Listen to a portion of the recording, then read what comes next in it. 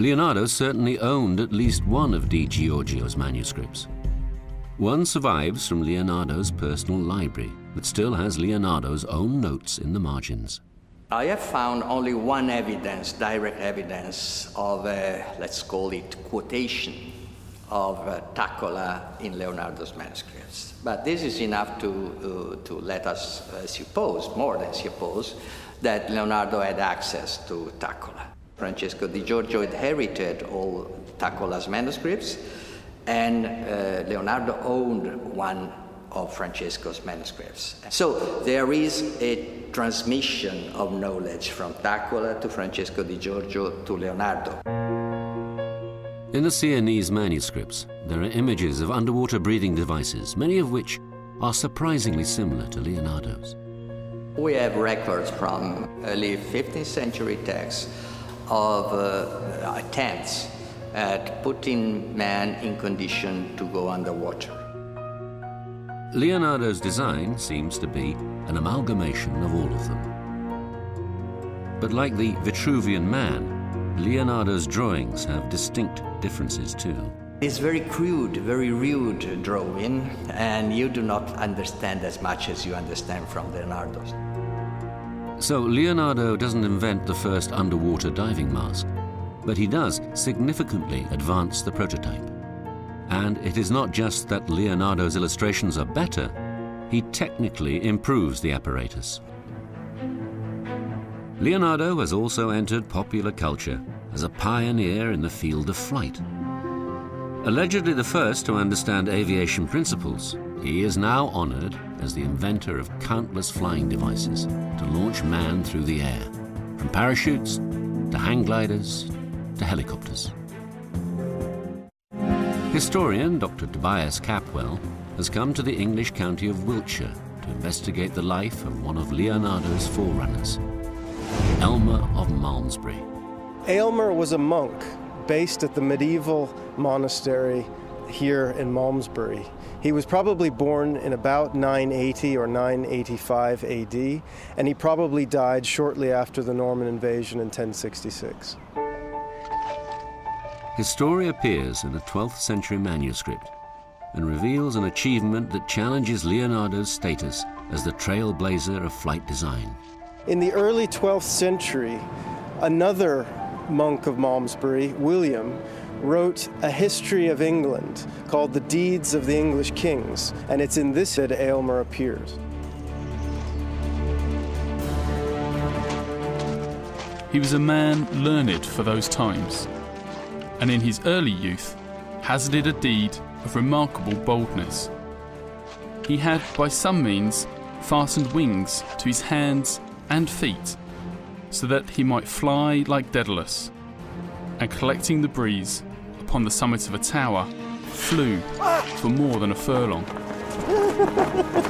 But agitated by the violence of the wind and the swirling of air, he fell, broke both his legs, and was lame ever after. The most important part of this story, actually, as real history, is the fact that the historian, William of Malmesbury, is not only known to be one of our most reliable historians, but he also comes from the same place that Aylmer came from. William would have talked to people whose grandparents or great-grandparents had actually seen Aylmer fly over Malmesbury. So it's an extraordinary, almost eyewitness account. The tower Aylmer launches himself from is no longer standing, but the present abbey is much the same height. Peering down from its roof, we can appreciate just how daring Aylmer was to leap into thin air. The spot where he is said to have landed is still known to villagers and is called Oliver's Lane. Oliver being the name Aylmer is mistakenly given in a 14th century retelling of the story. According to William of Malmesbury, Aylmer stays airborne for over 200 meters. That's more than half the height of the Empire State Building. Plotting Aylmer's flight path through the village today shows just how impressive his feat was. The fact that Aylmer crashed and broke both of his legs mustn't at all be taken to mean that his flight was unsuccessful. He started at a height of 25 meters and flew for a distance of over 200 meters. That's a respectable flight, even by modern hang gliding standards. So he hadn't quite worked out the landing bit, but the flying bit he seems to have understood quite well. However, the fact remains that Elmer does not manage to stabilize his device. Yet, analyzing William of Malmesbury's account, it is clear that Elmer himself realized his fault. What's really interesting about the historical account is that he is said to have remarked that the reason his aircraft was not more stable was that he had forgotten to put a tail on it. So here we have a medieval person with the picture of a modern aircraft in their minds. So, centuries before Leonardo is even born, people were beginning to test the principles of flight. Drawings of primitive flying machines attributed to Italian engineers predate Leonardo's sketches. Leonardo is believed to have adapted these ideas to create his more complex devices. But on closer examination, none of Leonardo's flying machines are actually the engineering marvels they are supposed to be. A lot has been made of Leonardo as a great scientist and inventor. And of course, Leonardo's drawings of flying machines are among the most famous of his works. But we mustn't make the mistake of thinking that beautiful drawings are the same thing as ingenious inventions. They certainly are not. None of his flying machines would have worked. Even his helicopter designs are flawed. Leonardo's famous helicopter was probably inspired by a flying toy brought back from China by European traders. And indeed, the idea would probably work as a model toy.